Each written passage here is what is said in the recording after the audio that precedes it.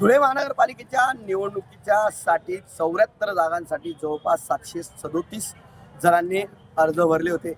त्यानंतर आता काल झालेल्या छाननीमध्ये जवळपास 215 जणांचे अर्ज बाद झालेले आहेत आणि आता आजपासून माघारी सुरू झालेली आहे।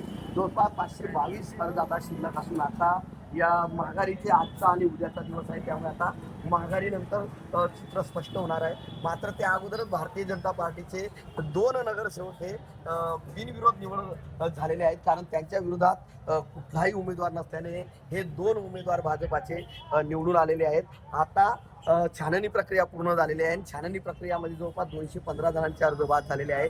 उर्वरित जी काही 500च्या पुढे जी काही संख्या आहे त्या उमेदवारांचं आता या ठिकाणी माघारी होणार आहे। नक्की कोण माघार घेतं, किती जण माघार घेतात आणि कोणत्या पक्षाचे लोक माघार घेतात हे पाहणं महत्त्वाचं ठरणार आहे, कारण आज आणि उद्या माघारी होणार आहे आणि बऱ्याचशा ठिकाणी माघारी नंतर हे चित्र स्पष्ट होणार आहे आणि त्यानंतरच खऱ्या अर्थाने कुठला पक्ष पुढे येतो हे देखील पाहणं तेवढं महत्त्वाचं ठरणार आहे।